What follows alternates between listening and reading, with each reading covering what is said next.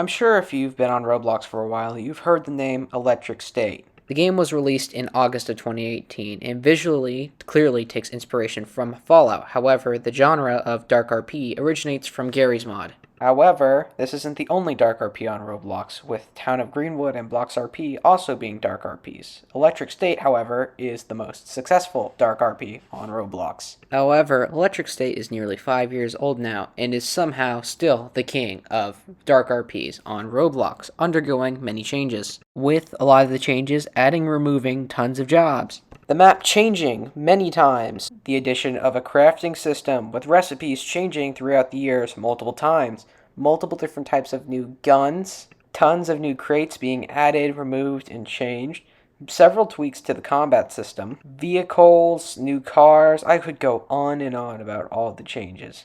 However, the core gameplay is still the same. You can work different roles, each of which gives you access to different crafting, different tools, and different salaries. Build up your own bases, or nodes, where you could sell things to people, or chill out with friends. Oh, and have I mentioned weapons? There are a lot of different weapons in this game. You could use a melee to kill somebody, you could shoot people, or you could blow up people's bases with C4. Guns, weapons, and abilities from items are a pretty core part of the gameplay on Electric State, but we'll get into more of that later. However, like all games when they begin to age, problems start to arise. And though Electric State doesn't have as large as a fan base as it did in its first couple of years, the game is still relatively active, with 200 to 400 concurrent players being on any given hour of the day. However, this activity isn't really reflected well with the Electric State development team. It feels like at times Red has completely neglected the game when it comes to its moderation and development policy.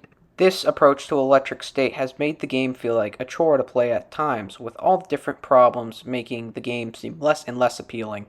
It feels as almost intentionally Red is trying to get the game to die.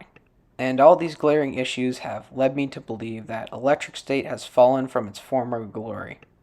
And this is the beginning of the downfall of Electric State. Electric State's first major problem arises in the form of exploiters. There are tons of exploiters on Electric State. This is due in part to the game never having a formal anti-cheat, moderation at Electric State essentially being dead, and a fairly large problem with all games, exploiters bypassing bans by making alt accounts. Now, Electric State's problem with exploiters is particularly bad because of those first two things. The lack of an anti-cheat and good moderation basically allows exploiters to get away with their shenanigans in most servers. Because of this, exploiters have a field day on Electric State, constantly using aimbot, ESP, teleportation, fly hacks, speed hacks, and other types of hacks, and essentially doing whatever they want because they're not going to get punished for it. This has made a lot of the competitive aspects of the game, mainly PvP and the King of the Hill dropship event, essentially unplayable if you even just have one exploiter in your server. Which, if one exploiter makes the game unplayable, imagine having multiple in your server. Something you shouldn't need to imagine because you don't have to go far to find multiple exploiters in one server. Because again, no moderation, no anti-cheat, no problem for exploiters. And don't get me wrong, not all the exploits are bad, but 99% of them are. And even then, exploiters using their scripts to run shops and casinos still have an edge over normal people running shops because they're using exploits. The lack of an anti-cheat and no news about an anti-cheat in the future leads us to our next problem. That problem being with Electric State's updates, and why it will probably never get an anti-cheat or anything that will stop these exploiters. Electric State is no stranger to infrequent updates at all, with updates happening maybe once every couple of months, and the problem becoming worse when the Electric State devs decided to move to Fortnite. Now, from a monetary standpoint, this makes a lot more sense since they mentioned that the dev earnings for Fortnite are a lot better than the Roblox earnings. A lot of the updates that go on today are just to add and remove crates, which mainly happens automatically, with the August 2nd update removing the patriotic crate from the game. Many of these event crates will come around for specific holidays or different seasons of the year, with the only exception being the 2021 exhibit crate, which ran for only about 3 weeks before never appearing again. The most recent of these crates to be added is the Sakura crate, which ran alongside the Frostbite crate in Christmas of 2022.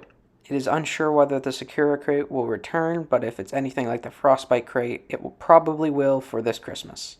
The incentive for people opening these crates is unique furniture that's seasonal and perms, or permanent items. These perms are often weapons that give the player unique abilities, such as teleportation, and the player never loses them. They can be spawned infinitely. However, unlike most of the other items in the crate, the perms only have a 2 to 4% chance of dropping, meaning you're going to have to open a lot of crates in order to get the perm. And what really makes red money is the fact that people can buy these crates using Robux. And believe me, this business practice works. I have spent thousands of Robux buying crates in order to try and roll a perm from them.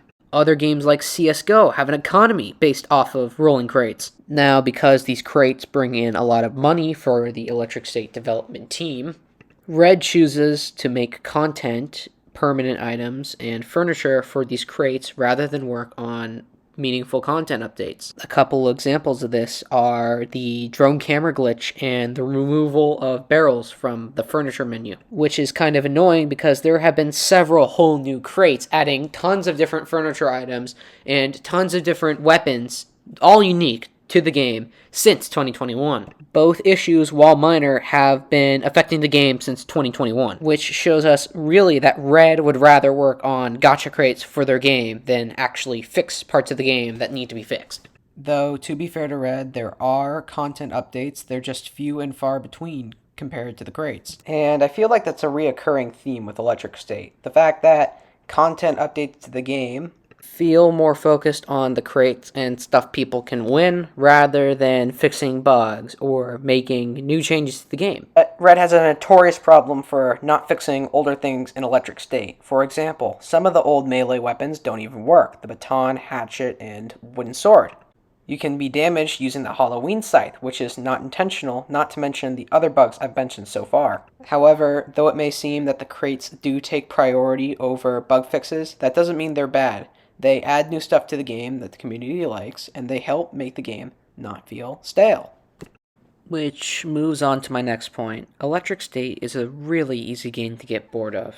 It can just feel extremely stale at times. As I said at the beginning of the video, Electric State's core gameplay has stayed the same throughout the many years it's been up, despite a lot of changes being made to the game itself. And as previously mentioned, the crates only run seasonally, so that's incentives for players to get on during the seasons they run and actually play the game.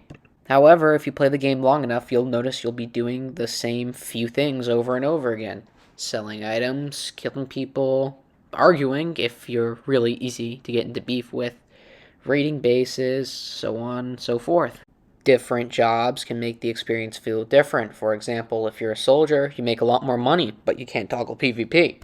Some of the jobs, such as mayor, also give you really cool abilities, like being able to gather the town and host lotteries. However, a lot of these game passes cost Robux and happen to be pretty expensive. The mayor itself is 2,500 Robux. Which can be a real turnoff to the game if you don't want to buy the game pass or can't afford one of the role game passes. On top of that, multiple fun and gimmicky roles have been removed throughout the years. Some of them for the better, others maybe not so much. These roles include the dog role, which spawned you in as a dog, but you couldn't use weapons. The big guy role, which gave you extra health, but you couldn't use guns. The mechanist, which allowed you to sell bike keys to people, which came before cars. And the last removed role that comes to mind is the thief role, which spawned you in with a lockpick every time. However, multiple updates made to the game over the years seem to help break the cycle being a stagnant gameplay loop. One of the first major things to be added to break this gameplay loop was events. Mini-games that would essentially be an Electric State and give you prizes. One of these events was a Finkton Flood Escape event, and there's one running now every 2 hours called the Dropship event, which is a King of the Hill, which allows you to get a vehicle, which is the bike. On top of these events, we've had features like the bank be added to the game to allow people to store more guns. Furniture like the kill zone board and the vending machine allowing you to sell stuff to people without a register and kill people trespassing on your node. And though these various different things have thrown a monkey wrench into the old gameplay loop, the gameplay loop still feels extremely repetitive for Electric State. However, this simple gameplay loop doesn't encompass the entire game. The building system allows for players to practically build anything they want and their creativities to flow, for the better or worse. Players coming up with new business prospects such as hotels and casinos to try and entertain themselves and pass the time, as well as players and government officials, often the mayor, hosting their own miniature events such as fights to the death. Other weird events I've seen are plays in Electric State and purges. Yup, you've heard me right, purges. And it's those three things, the community being creative and finding new ways to make Electric State interesting. Major updates changing the game, just enough to keep it interesting and bring a new level of fun to it. And the thrill of getting a seasonal perm, which keep bringing me and so many other members of the Electric State community back to the game. And despite all the flaws and bad things about Electric State I have listed in this video, Electric State, despite all its flaws, is still an extremely solid game, and if you haven't played it yet, play it. I'll link the game in the description below. Again, despite all the flaws and reasons you probably shouldn't play listed in this video, the game is still interesting, it's still fun, it's still got a good community, and there's tons of different things you can do here, especially if you're new. And what's great about a good game like this being at what feels like it's rock bottom is there's only one way to go, and that way is up. Things will get better for Electric State if the devs just stick to their guns and fix parts of the game that need desperately to be fixed, and get their moderation back up to par and deal with these exploiters. But hey, if you enjoyed my video and analysis on Electric State, please like and subscribe. I plan on doing more videos like this in the future. I also try and do commentary on other Minecraft and Roblox related stuff. And let me know other games I should analyze, play, and talk about down in the comments, because I do read those. Anyways, I'll see y'all in the next video. Bye.